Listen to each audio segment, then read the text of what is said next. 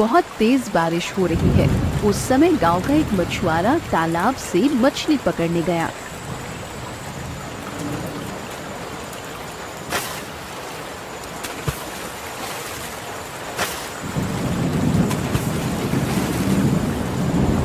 काफी देर से इंतजार कर रहा हूँ, इधर तो कोई मछली मिल ही नहीं रही। उधर तूफान भी बढ़ता जा रहा है। चलो तालाब के उस पार जाकर देखूं, शायद वहाँ नीचे कुछ मछलियाँ मिल जाएं।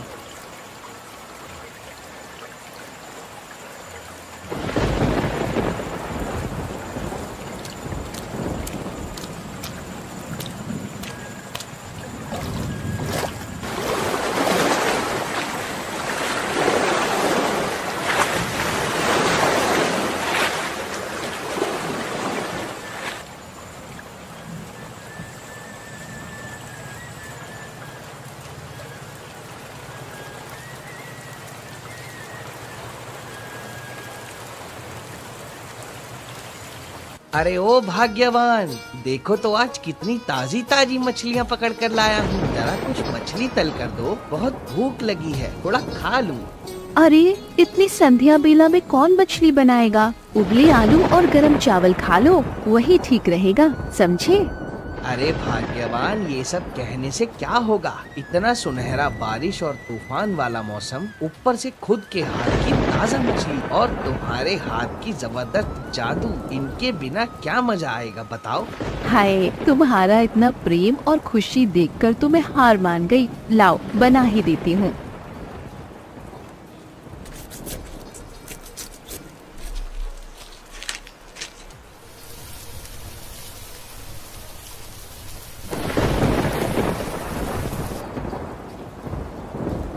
अरे भाग्यवान, तुम्हारे हाथ की बनी मछली से इतनी प्यारी खुशबू आ रही है, लगता है खाने से पहले ही मैं इस खुशबू में खो जाऊंगा। तुम्हारे खाने बनाने की कोई बराबरी नहीं कर सकता, समझी भाग्यवान?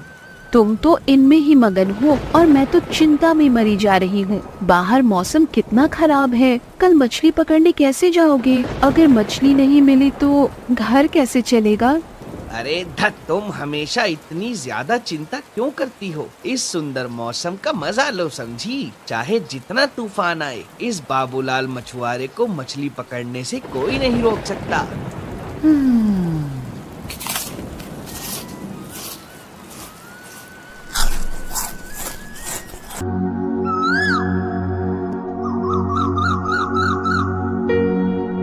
अगले दिन सुबह सुबह बाबूलाल मछली पकड़ने के लिए निकल पड़ा। नदी के बीच जाकर जाल बिछाकर मछली फंसाने का इंतजार करने लगा। कुछ देर बाद अचानक बाबूलाल ने एक प्यारे छोटे बच्चे को देखा। ये मैं क्या देख रहा हूँ? ये मासूम बच्चा इस गहरी नदी में क्या कर रहा है? जल्दी इसे उठाना होगा, नहीं तो कोई अनहोनी हो सकती है। ऐसा कहते हुए बाबूलाल उस बच्चे को उठा लिया और घर की ओर लौट पड़ा।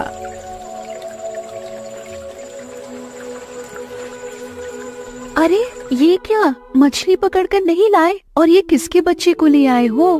मैं मछली पकड़ने गया था, तभी अचानक देखा नदी के पानी में ये नन्हा बच्चा टूटी फूटी हालत में बहता चला आ रहा है। मुझे बहुत दया आई, इसलिए तुरंत घर ले आया। पता नहीं किस अभागे का बच्चा है ये।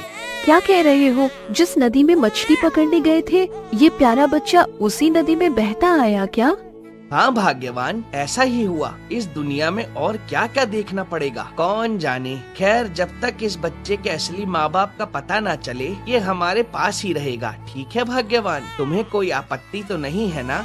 नहीं नहीं, मुझे कोई आपत्ति नहीं है। मैं तो कहूँगी भगवान ने खुद इसे हमारे पास भेजा है। तुम तो जानते हो मैं कभी माँ नहीं बन सकी। महाराज, राजकुमारी अब हमारे बीच नहीं है, हमने उसे खो दिया। रानी अम्रपाली, ये तुम क्या कर रही हो? क्या हुआ है? मुझे साफ साफ बताओ। महाराज, जब राजकुमारी को साधु बाबा के पास ले जाया गया था, तब उन्होंने कहा था कि हमारी बेटी पर बुरी नजर है, इसीलिए उसे नदी में स्नान कराना होगा। ताकि वह बुरी नजर से बच सके, लेकिन स्नान कराते समय वो हमारे हाथ से फिसल गई।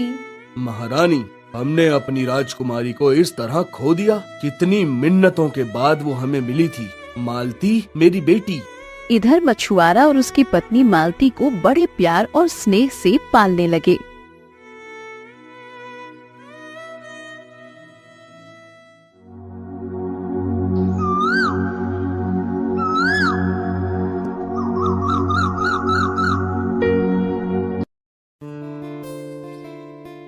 ये क्या हो रहा है? क्या मैं अपनी आंखों से गलत देख रही हूँ या सूरज कहीं और से उग रहा है? जो लोग मुझे देख तक नहीं पाते थे वो अचानक मेरे घर चले आए।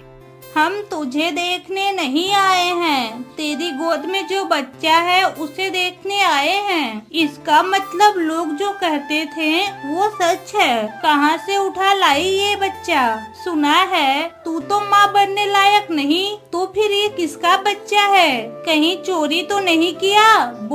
बोल ना। जरा मुंह संभाल कर बात करो। सुबह सुबह दिमाग मत खराब करो। तुम्हारी और मेरी पुरानी दुश्मनी मेरे संतान पर मत निकालो, समझी? जो बोलना है बाहर जाकर बोलो। यहाँ से जल्दी निकलो। देखो देखो इसके तेवर। सच बात कहने पर घर से भगा दोगी क्या? हमेशा से रूपा तो ठीक ही कह रही है, तू तो बोझ है। तेरे घर में बच्चा आया कैसे? मेरे घर में संतान कैसे आई और क्यों आई ये मेरा मामला है। इस बच्चे को मैं पाल रही हूँ, तुम लोग तो नहीं पाल रहे हो, इसीलिए तुम सबको इतनी चिंता करने की जरूरत नहीं है। अब चुपचाप मेरे घर से निकल जाओ, नहीं तो मैं खुद बाहर कर दूंगी। सुन लिया ना? अरे वाह, तेरे मुंह की धार तो पहले जैसी तेज है। कोई बात नहीं, हम भी तेज छुरी लेकर आए हैं। सुनो सुनो गांव वालों, सुनो, राजा की इकलौती बेटी खो गई है। अगर किसी को उसके बारे में कुछ खबर हो तो वो राजमहल आकर बताएं। इसके बदले महाराज उसको बहुत सारे उपहार देंगे।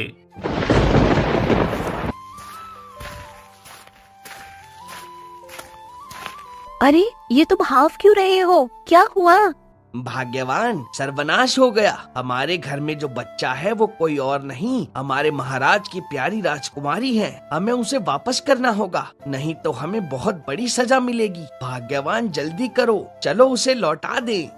ये क्या कह रहे हो? इस बांझ औरत के घर भगवान ने एक संतान भेजी और अब उसे भी लौटाना होगा? नहीं, ऐसा मत कहो। उसे मेरे पास ही रहने दो। वो मेरी प्यारी संतान है, मैं उसे नहीं दूंगी। कृपया करके मुझे उसे लौटाने के लिए मत कहो, दया करो।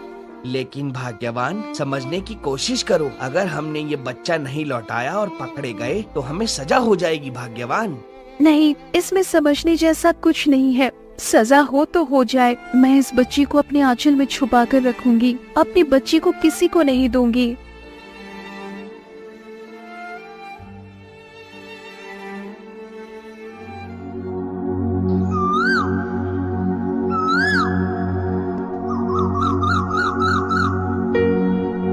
देखते देखते राजकुमारी छोटी सी 7 साल की हो जाती है।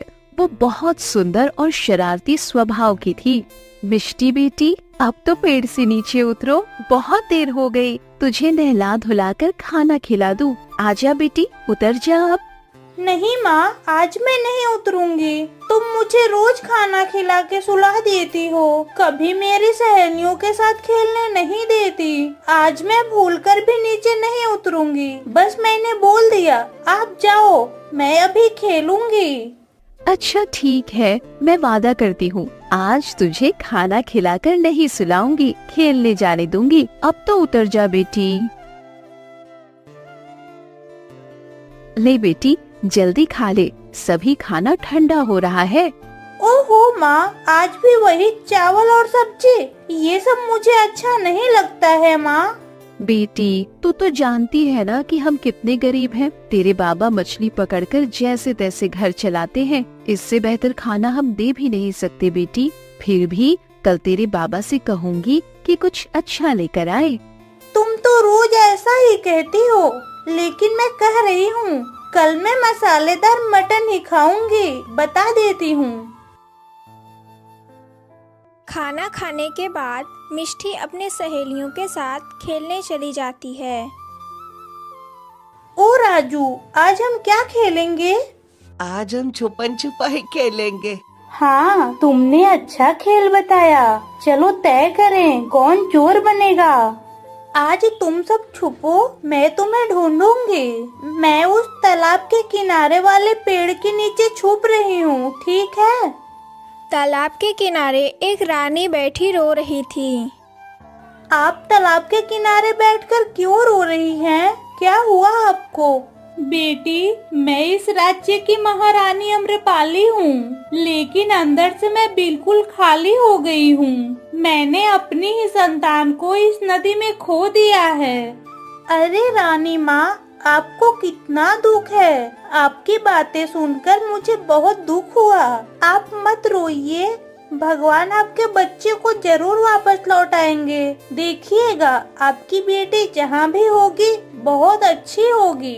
अगर मेरी बेटी मेरे पास होती तो वो भी तुम्हारे जैसी बड़ी होती। तुम्हें देखकर मेरे दिल को थोड़ी शांति मिली। अब से तुम रोज दोपहर में मुझसे मिलने आना बेटी।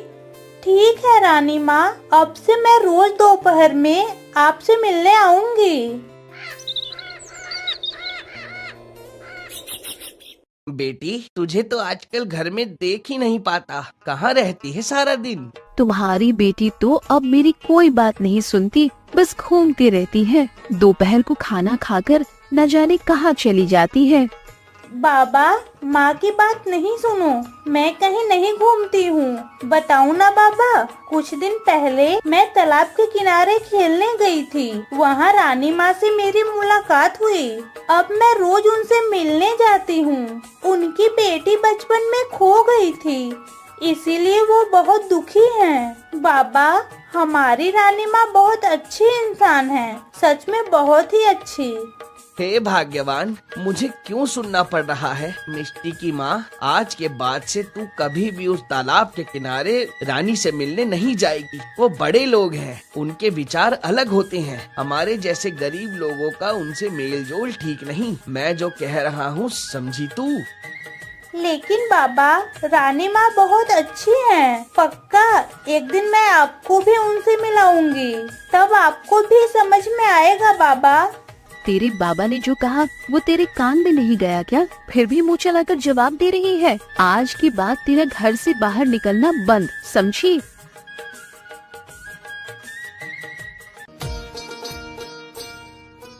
रानी अम्रपाली, प्रजाजनों से सुन रहा हूँ कि तुम अब भी रोज उस नदी के किनारे बैठी रहती हो जहाँ हमारी बेटी खो गई। इस तरह बैठे रहने से क्या वो लौट आएगी रानी? महाराज, माँ का दिल बहुत बेचैन होता है। हर समय अपनी संतान के लिए रोती रहती हूँ। उस नदी के पास बैठकर ऐसा लगता है जैसे मेरी बेटी का चेहरा देख रही हूँ। लेकिन महाराज, हाल ही में वहाँ मैंने एक मछुआरे की बच्ची को देखा। उसकी आंखों में एक अजीब सा अपनापन है। उसकी सूरत इतनी मनमोहक कि जब मैं उसे देखती हूँ लगता है मैं अपनी मालती को देख रही हूँ। जब वो मुझे पुकारती है तो लगता है मेरी मालती ही मुझे पुकार रही है। ये क्या कह रही हो महारानी? पहले तो कभी ऐसा नहीं बोला आपने। एक काम करो, आज ही उस बच्ची को हमारे राज दरबार में ले आओ। मैं भी अपनी आंखों से उसे देखना चाहता हूँ। आप बिल्कुल ठीक कह रहे हैं महाराज, आज ही मैं उसे लेकर आऊंगी। ये क्या, वो बच्ची आज अब तक क्यों नहीं आई? इतनी देर तो कभी नहीं करती थी। कहीं उसे कोई परेशानी तो नहीं हुई? नहीं नहीं, मेरा मन बहुत घबरा रहा है। मुझे तुरंत राज दरबार जाकर महाराज को सब बताना होगा। माँ, ओ माँ, आज के बाद मुझे रानी माँ से मिलने मत भेजना। आज से मैं कभी भी रानी माँ से मिलने नहीं जाऊंगी। मैं कसम खाती हूँ। माँ, बस एक बार बाहर जाने दो मुझे। मिष्टी, मैं तो कब से कह रही हूँ तुम्हें उस रानी माँ से मिलने नहीं जाना है, फिर भी तुम बार बार क्यों जिद कर रही हो? क्या रानी माँ तुझे मुझसे भी ज्यादा अपनों जैसी लगने लगी? नहीं माँ, मैंने रानी माँ को वादा किया था कि मैं रोज उनसे मिलने जाऊंगी। अचानक मना कर दूंगी तो मैं वचन भंग कर दूंगी माँ। और तुमने ही तो सिखाया था कि वचन तोड़ना ठीक नहीं है। बस अगर इसके बाद एक बार भी वहाँ जाने की जिद करेगी तो मेरे और अपने बाबा का मरा हुआ चेहरा देखेगी, समझी? नहीं माँ, ऐसा मत कहो। इस दुनिया में आप दोनों से ज्यादा मेरा कोई अपना नहीं। मैं कहीं नहीं जाऊंगी।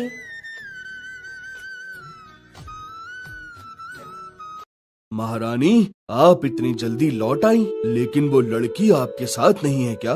महाराज, मैंने नदी के किनारे बहुत देर तक इंतजार किया, लेकिन आज वो बच्ची नहीं आई। मेरे मन में बहुत बेचैनी हो रही है। डर लग रहा है कि कहीं उसे कोई अनहोनी तो नहीं हो गई। महाराज, आप उसकी खबर लेने तुरंत सिपाही को भेजिए। मैं अपनी बेटी जैसी उस बच्ची को भी नहीं खो सकती। महारानी, आप चिंता मत करो, मैं अभी सिपाही भेज रहा हूँ, सब ठीक हो जाएगा। अरे तुम ही मछुआरे बाबूलाल हो? तुम्हारी इकलौती बेटी मिष्टी ही है ना? जल्दी बताओ। हाँ, मैं ही बाबूलाल हूँ और मेरी बेटी ही मिष्टी है। क्यों, क्या हुआ सरकार? तुम्हारी बेटी अचानक आज रानी माँ से मिलने क्यों नहीं गई? क्या कोई परेशानी है? अगर कुछ हुआ है तो हमें बताओ। नहीं, कोई खास परेशानी नहीं, बस उसे बुखार हो गया है, इसीलिए उसे आज बाहर नहीं जाने दिया, अपनी मर्जी से रोका है। सरकार, रानी माँ को कहिए चिंता करने की कोई जरूरत नहीं है। मेरी बेटी बिल्कुल ठीक है, कोई खास बात नहीं। ठीक है, जब तुम्हारी बेटी ठीक हो जाए उसे रानी माँ के पास ले जाना, ये रानी माँ का आदेश है। महाराज, मछुआरे की बेटी को बुखार हो गया है, पर मेरे दिल में अजीब सी पीड़ा हो रही है। पता नहीं क्यों उस बच्ची के लिए मुझे इतनी चिंता हो रही है। क्यों इतनी पीड़ा? उसे एक दिन नहीं देखी, लगता है मानो कई दिन से उसे देखा ही नहीं। ऐसा करिए महारानी, कल आप खुद मछुआरे के घर जाकर बच्ची को देख आओ, आपको भी अच्छा लगेगा। हाँ महाराज, आप बिल्कुल सही सलाह दे रहे हैं। मैं कल सुबह ही जाऊंगी।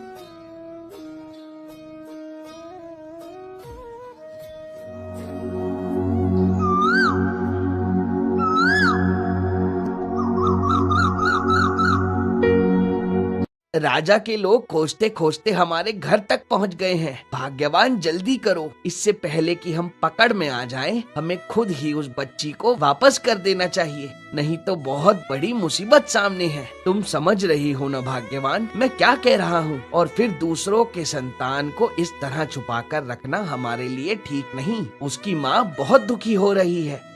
मैं आपसे विनती करती हूँ, आप मिष्टी को मुझसे दूर ले जाने की बात मत कहो। उसे पाकर मैं अपने सारे दुख भूल गई थी। अगर उसे वापस दे दूं, तो फिर उसी दुख के समुद्र में डूब जाऊंगी। मिष्टी को मैंने अपनी जान से भी ज्यादा प्यार किया है, उसके बिना मैं जी नहीं पाऊंगी। दूसरी ओर रानी महारानी मिष्टी को देखने मछुआरे के घर पहुंचती है। रानी को देखकर मछुआरे की पत्नी चकित हो जाती है। प्रणाम रानी माँ, आप अचानक इस गरीब के घर में? मैं तुम्हारी बेटी को देखने आई हूँ। सुना है मिष्टी की तबीयत बहुत खराब है। कहाँ है मिष्टी?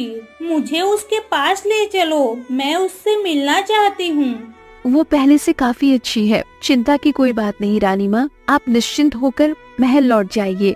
बेटी मिष्टी, तुम कैसी हो? एक दिन तुम्हें नहीं देखा तो लगता है कितने दिनों से नहीं देखा है। मैं अब ठीक हूँ रानी माँ, आप मुझे देखने मेरे घर आई, मुझे बहुत खुशी हुई रानी माँ। गीता, तुम्हारा घर तो देख रही हूँ कितना टूटा फूटा है। तुम लोग यहाँ मिष्टी के साथ कैसे रह पाते हो? यहाँ हमें कोई तकलीफ नहीं होती रानी माँ, इस टूटे घर में भी हमारा सब कुछ है, परेशान होने की कोई बात नहीं रानी माँ। नहीं नहीं, ऐसा कहने से कुछ नहीं होगा।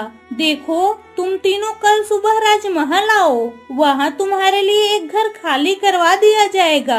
तुम लोग वही रहोगे और तुम्हारे पति को एक अच्छी नौकरी भी दिलवा दी जाएगी, ठीक है?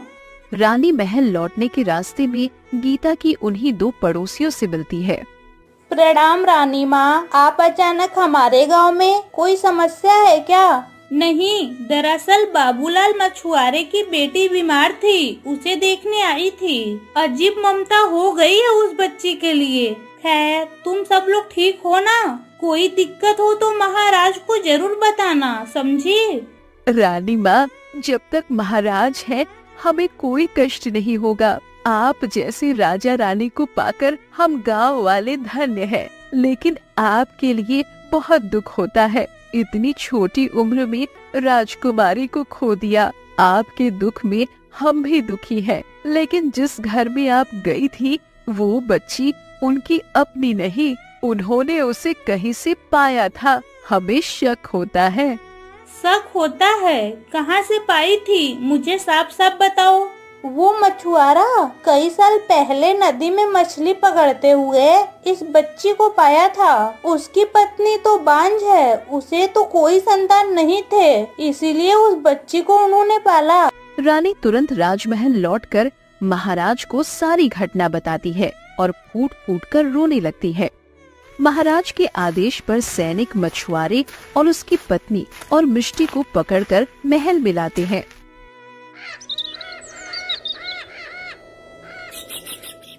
बेटी मालती, तू मिष्टी नहीं, तू मेरी खोई हुई राजकुमारी है। जिनके साथ तू खड़ी है वो अपराधी हैं। उन्होंने तुझे इतने साल हमसे छुपा कर रखा।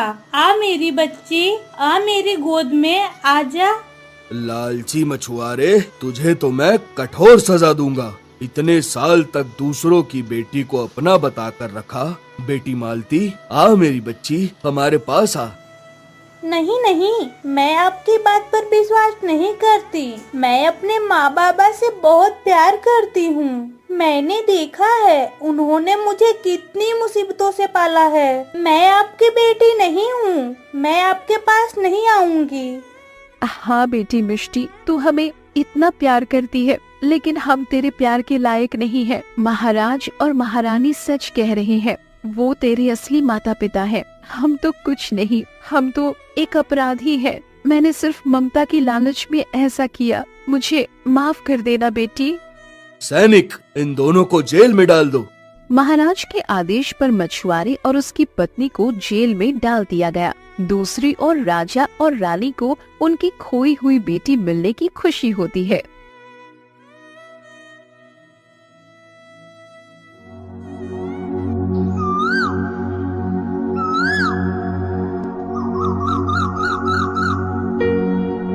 तुम्हारे जन्म के बाद पहली बार जन्मदिन पर तुम्हें पाया है। बताओ बेटी, तुम्हें क्या चाहिए?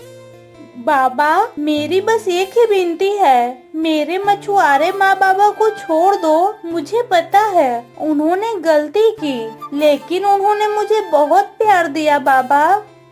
मालती, जिन्होंने तुझे हमसे इतने साल दूर रखा, क्या तुम उनके लिए मुझसे निवेदन कर रही हो?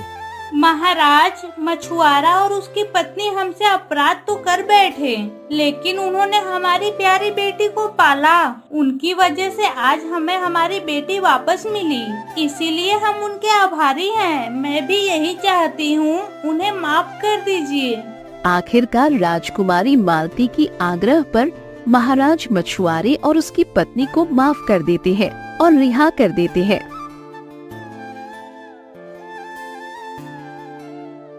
रानी माँ, मुझ जैसी अपराधिन आपके सामने मुंह दिखाने के लायक नहीं, फिर भी आपसे कहती हूँ, मुझे माफ कर दीजिए। मैं लोभी थी, माँ बनने के लोभ में ये कर बैठी। मैं वादा करती हूँ इस गांव से दूर चली जाऊंगी, कभी मालती के साए तक नहीं पड़ने दूंगी।